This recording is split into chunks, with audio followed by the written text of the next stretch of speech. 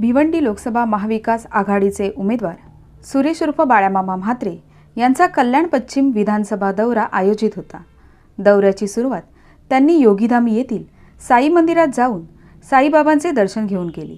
दौऱ्यादरम्यान सचिव प्रदेश अध्यक्ष इस्माईल पठाण यांच्या जनसेवक फाउंडेशनतर्फे त्यांना जाहीर पाठिंबा देण्यात आला। यावेळी बाळामामांनी फाउंडेशनचे आभार मानले।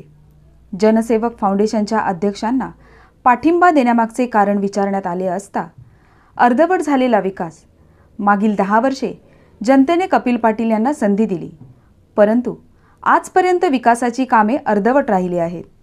बाळामामा विकासाची कामे नक्कीच मार्गी लावतील असा विश्वास इस्माईल पठाण यांनी व्यक्त केला।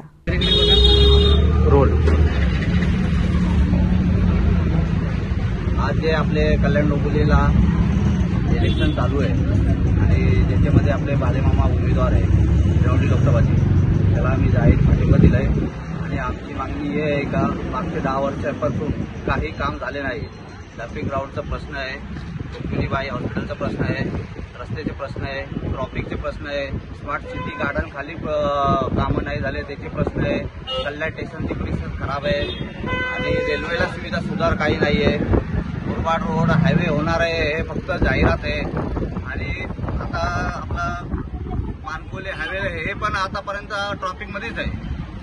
ते 10 मिनिटचा रस्ता आहे, ते 2-2 तास माणसं बसून राहतात, ते प्रश्न कधी येऊ शकणार।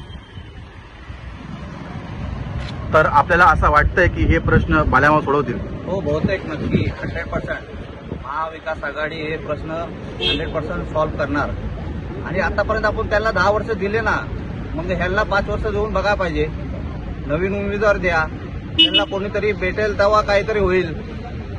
फक्त एकच माणूस राहील तर ते काम करणार नाही।